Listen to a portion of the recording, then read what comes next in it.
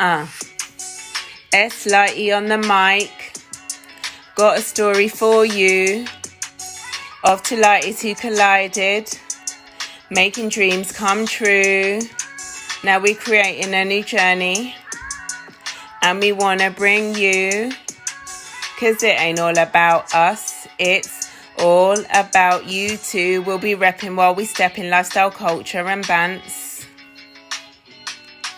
And for this road, trust me, we had to put on bigger pants.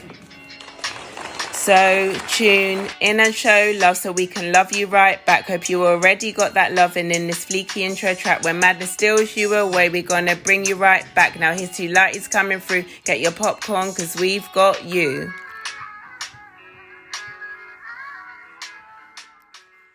One of the times that I really did feel accepted on my black side was with my angel mum, because, you know, she just took me in. She loved me for who I was. You know, there was always reggae music playing at her house every Saturday. You would just come as soon as you pull up, like the reggae's on. We'd always be having parties, you know, and her whole family, you know, my other dad, like a second dad, again, accepted me just for me. But I was just loved. And that was all I needed. It's interesting when we talk about being accepted though, because I definitely subconsciously toned down my black side when I was growing up to Toning down your black side. To fit in within a predominantly white school. All my friends were white. Like when I actually think back to my relationship with my hair didn't get good until like my late 20s. And I remember, like, similar to you, like what you was talking about, like having your hair combed out. But my mum, like, she tried and she put the effort in and she put love into it, but it was still just a traumatic experience for everyone involved. And as soon as I probably was like 10, 11, and I started getting my hair relaxed, whew! Oh my gosh, I was like, it's so easy to comb through, it's sleek. There was flyaway bits because it was breaking, like, geez, but you know, it was looking neat. And again, I was like, okay, am I being a little bit more accepted from my white friends here, like, you know? And because now you had this straight hair, and all of a sudden I bet it's like, oh, how did you get that straight hair? And it wasn't something they could pull out or it changed the next day. Like when you relax your hair, it is straight. It's chemically straightened. And it's stripped down as well. And thinned out. And I started having my hair relaxed at the same age, around 11. And it was the same thing. It was the ease. You were more, I guess you were more accepted. It was just easier to do your hair. So, you know, there wasn't this thing of, you know, they could like pull my hairband out anymore, sort of thing. And I was going into like, I mean, obviously they were trying to be my friend by then. But it was for me, I think it was the ease of just being able to put a comb through my hair. You know, even that metal comb would have gone through my hair at that time. But it's not how your hair is, you know, it isn't naturally. And I remember if there was any little bit of regrowth, like I stopped relaxing my hair, you know, it's so sad that I had to get to my 30s and with a lot of convincing and just talking to women about natural hair, I was like, all right, I'm going to give it a go. Just realising that the relaxer had thinned out my hair so much. It was so bad. It was just like, you're brushing it back into a ponytail, but there was a very thin ponytail, and our hair is not naturally like that. And then I didn't want to cut it all off, and it was just like cut it off bit by bit. And then you'd see like your natural hair coming, how thick it was. Like, I mean, it was thick hair, and then you'd have this little straggle on the end, which was your dead, relaxed, broken hair. So I started to see that, and then I was like, no, I love this hair that is coming through. Like, this hair is much better. So then we started to chop more, and then I went for the big chop, but it took me to get to my 30s to do that. That's a long time. I mean, unfortunately, or fortunately for me, it was my hair actually, I didn't have a choice, it fell out. And then the regrowth, and I was like, no relaxer, no chemical is touching this hair. Like, don't get me wrong, I went through a bit of like a blonde stage, but in terms of relaxer, chemicals and all that harsh stuff, absolutely no chance. Natural hair all the way. And And let's talk a bit about protective styles as well, because we put our natural hair in protective styles, wear wigs, wear weaves, you know, extensions Braids. and stuff, yeah, braids, and, you know, we'll get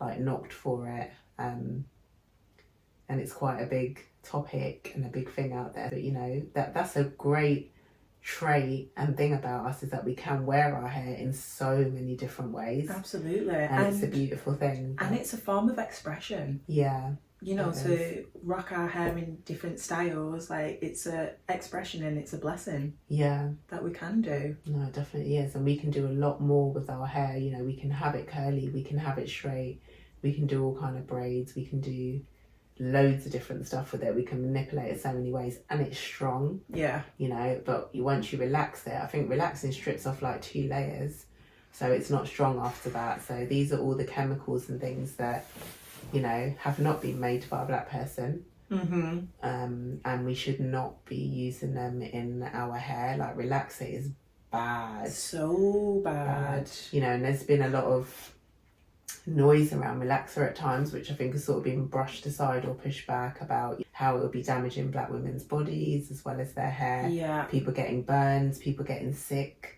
Lots of different stuff around it. I remember the intense burns that I used to get, like, all over my scalp. Yeah, the scabs. Oh, like, we've spoken before about listening to our body, and, like, do you know, like, physically seeing, like, the effects that something has on your body. Yeah, and feeling the burning, and the hairdresser going, no, you're good. Yeah, and you're like, good for another 7 minutes. This don't feel good. Yeah. Oh my god. Like, oh, why did we do that to ourselves? Yeah, and then just hoping that your hair don't fall out when you wash it. Oh, honestly, I used to be nervous sometimes when you used to go to the sink. Yeah. In, like, the hairdressers, and I used to be like, oh my god, for sure it must be falling out. Yeah, and the thing is, it's not even the falling out, it was the breakage that it would get as well. And you would kind of just poo-poo that. Yeah. You know, and just be like, oh, okay, well, I've still got straight hair. Yeah, just play it down because, yeah. Yeah, but it was bad. It was really, really bad. I did have my hair braided when I was younger, but yeah, I don't know. There's no blackness going on. I don't know why I didn't get it done again, probably because at the time it was just easier to get it relaxed. Yeah. But I started getting my hair braided again when I was in my late 20s, and it just made me fall in love with my hair for the first time. Yeah. Like, when I used to have weaves, like when I was in my early 20s and stuff, like, don't get me wrong, like, I used to feel myself and I used to love it, but I can't ever say that I loved my hair, like, you know, wholeheartedly. I was loving it. I loved it. I still love getting my hair braided now. And it does feel like a strong expression of my black side that, I do love that I can just flex that. Yeah. Yeah. But, you know, it's interesting where you talk about the acceptance, because the amount of times I've been to Jamaica, that's my home country. Like, that's where my dad's from. It's the blood that runs through me. And I go there, and even, like, there was one time I was singing, like, a reggae tune, and then, like, one of the kids was like, how do you know that reggae song? And I was like, we do have reggae in England, you know? Like, and they were just like, what? Well, where? Like, how did you... And it was just like, huh? And then, you know, I've had conversations with someone who was like, you're British. I'm like, yeah, I'm British, but my dad's Jamaican, so I've got Jamaican blood flowing through me. So therefore, you know, I am part Jamaican, but you're British.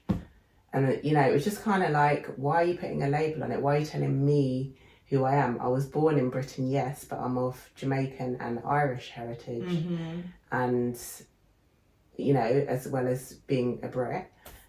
But it's just like, why do you have to tell me what I am, sort of thing? And it doesn't stop, you know. Like I said, I'll go to, even when I went to Jamaica and I went out clubbing and I moved my hips, it was like, oh my days, she can move. You can move your hips like a black girl. Yeah, because that's what I am. Like, do you know what I mean? I don't know what was expected. And, you know, I've been told when I went to America, and it was when I went to Atlanta, and we call it Black Atlanta sometimes, because Atlanta does have more black people. And that was a different experience for me, and one that I loved, because it was just like, yeah, you are not the minority here. Like, if you're white, go in there, you're the minority. And it was just such a wicked place. Like, it was home. But even when I went there, they were like, oh, hi, you know, they might give you a compliment or whatever. And then they're like, you talk like a posh white person. And I was just like, what does that mean? I talk how I talk. And it was just like, and then they were doing like the wands, they were searching me. So it's like, you're telling me something nice, then you're telling me I talk like a posh white person, then you're checking me to see if I'm dodgy. And then they were like, talk. And I just went, I'm not a robot. Isn't it? Not like, a performing monkey. Yeah, it was just like, can you just hurry up? And so I can just keep it moving. Because I definitely don't want to have conversations with you guys right now. Like, it's just weird. Like, people have these expectations of you. And I don't get it. Like, you are who you are. You talk how you talk.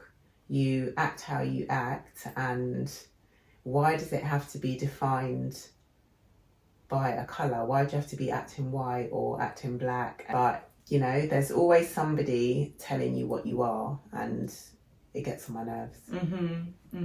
It does. Because you can tell me all you like. Because now I know what I am. I stand in it. I stand in my blackness. I know that I've got white heritage and I am of mixed heritage, but I am a black woman. It is what it is. Were there any shows when you was growing up that you looked to and you was like, oh, like I can see myself, or you resonated with them? Sister. Yeah, Sisters. Oh my God, we used to watch that on repeat. Oh, I loved Marisha. it. Oh, with Brandy. Yeah. Yeah, that was a strong one. My Wife and Kids. Yeah, oh, I love that. Classic. On repeat. Yes. Cosby Show. Yes. All of those, yeah. One way that I did express my black side when I was in school, I used to love listening to like JME, Grime, Skepta, and I used to Doesn't sound like you were turning down your It sounds like you were turning it up. But being in school and like rapping and do a rap for us, please. Nah, sorry, not on demand. Like my friends would come up to me and like, oh, teach me that rap, and I loved it. Like I felt confident, like I felt accepted, and yeah. It was turning it up, like I said. Isn't it? I mean, there's no tone in my whiteness or my blackness down now. I just am who I am. But yeah, it's interesting. It's weird that you felt you had to do that or feel that way, and it's interesting. It's making me think about, did I ever do that? But I can't say I toned down my blackness because I didn't know that I needed to. If that makes sense, I knew I was different. I knew, like, even when I put the curlers in my hair for the Irish dancing, I knew my hair curled different to theirs. Yeah. And, you know, it was bigger. You know, and sometimes I didn't love it. And other times I was like, no, I love it because, you know, I managed to get it into the ringlety style. But I had to start doing my hair myself. But even when I practiced to learn to braid, I learned on a dolly. It was a white doll. There were no black dolls then. No. There just weren't. And I didn't know, you know, I was black. When I first asked the question, or I'm not going to talk about this too much, but it came up and I said, I'm black in this conversation. I was told I'm not black, I'm brown. So that was then confusing again, because it's like, well, if you're referring to someone as a black person, why am I then a brown person? And then you get an Asian person and they're brown. So am I them? Am I, you know, well, who are you? Like, what? Yeah. Why does there have to be shade on the shades? Like, that's what I feel like it is. It's like, you know, I say I'm black, you throw shade on it. I'm not going to say I'm white, but I go to Jamaica and you think I'm white. And it's just like, you know, yes, I'm fair-skinned. That blows my mind. Yeah, and it's hard to, like, do you know what I mean? It's just like, stop labelling me by how I look. Yeah. Like, obviously we have to recognise colour. I don't like when people say, oh, I don't see colour. They try and say that to make it sound good, or like, you know, they're not noticing your blackness or whatever. And it's like, no, we do need to see colour. You need to acknowledge it. You know, it's not something to hide from. Yeah. But it's not something to always label and have to be like, you are this, in my opinion. You know, I don't care about your opinion, let's say. I don't. Like, I know who I am. That's what's important to me now. And, you know, having kids, whether they, you know, you could have a kid and they come out dark. You could have a kid and they come out really light. You could have a kid and they look green. Do you know what I mean? It's like, that's your child. It doesn't matter, and it shouldn't matter what colour, what shade they are. No. You know, they're of, I guess, the mixed heritage. You know, you could say to me, oh, you're light, you're mixed or whatever, but then if I did have a child with a dark skinned guy and then my child came out dark, like, what's the problem? You know, and then are you going to say they're black? But they're not, they're mixed. And then also, again, there are people who will have two black parents who look like us. Yeah. Because they've just come out fairer. So, do you see what I mean? It's like, we're just black. Yeah. It's different shades. I think it's a topic that people don't really want to talk about because it gets into arguments and people just start going wild over it. And well, I think particularly for us, because we are mixed or we're light skinned, like, you know, it's a conversation that I've not had with many people because I've been called coconut, Oreo, like all sorry, these. I'm not laughing at you, but I feel like you are. It's just so bad. Bounty, that's another one. All these terms before, and you know, it has. I've only got to a place recently where I do feel more secure in my blackness, and you know, I'm not afraid to be open about how in the past I haven't been, because you know, it was, again, I had a great childhood. Yeah. But I wasn't overly educated on my black side. And I feel like it was hidden in some ways to make you fit in. I do feel like that. Like you weren't told to love your hair. You weren't told to love your black skin. Black and beautiful. I had to hear it in a song like Young, Gifted and Black. You know, all those kind of songs. You know, there's more stuff out there now to encourage you, but back then there wasn't. No. And you know, in my experience, it wasn't coming from the parenting either. You know, I'm not trying to throw shade on my dad, but you know, I could have learned more about my black side. But I feel like back then my dad was a lot older as well. I was born quite late. I feel like in his time, it wasn't promoted to be black. It was more, like you said, tone yourself down to fit in so you can get by. And I feel like that may have been carried over.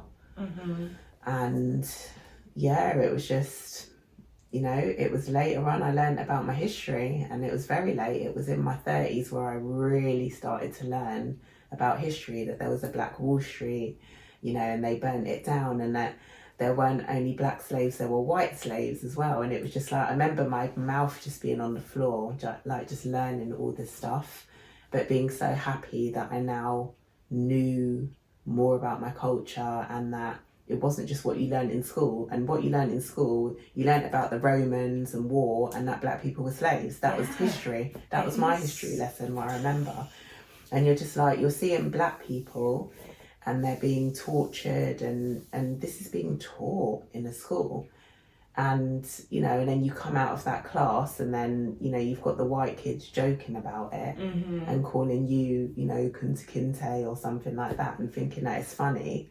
And it's like, how do you perceive that? And then when you want to go and ask about it, like I said, I couldn't. So I just had to sit there and be like, don't get it. You know, and then watching films like Roots and stuff like that, again, you're just seeing everything that was pushed on you was black people being slaves. And it's like, damn, like, why? Like, I know with us, you know, we're never going to teach our kids that there's anything bad about being black. We're also not going to overly teach them that you're going to go through loads of problems. But like we said, when that conversation comes up and they've had that experience in the playground or somewhere, we will address it at that time. Yeah. And make sure that they know, if that happens again, come and tell me. Also to stand beautiful in your black skin. Like there are lots of different colours, there are lots of different cultures, lots of different people, and you have as much right, power, beauty as anyone else.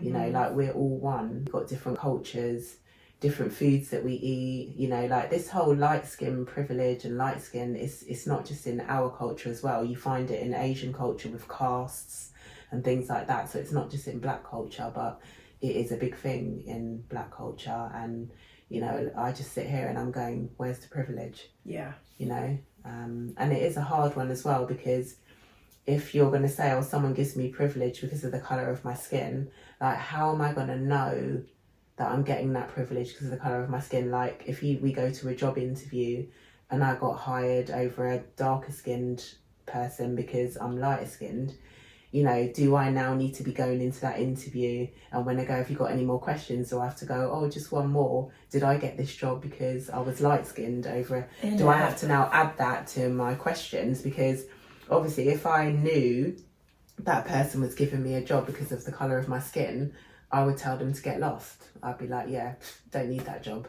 You know, I should be getting that job based on my merits, my skills, what I can bring to the role. You know, if someone was ever like, you know, you're getting it because of your colour, or I'm gone. Because I don't want that. It is so interesting when we speak about, you know, racism or being treated different because of the colour of our skin within the workplace, because I think sometimes it is blatantly obvious and, you know, you can't deny it. Other times it is so subtle, and, you know, I have moments where I think because of my previous experiences, I'm like, is this actually happening, or am I being paranoid? Is it in my head? And the racism that I've experienced within the workplace has always been quite subtle but very blatant at the same time.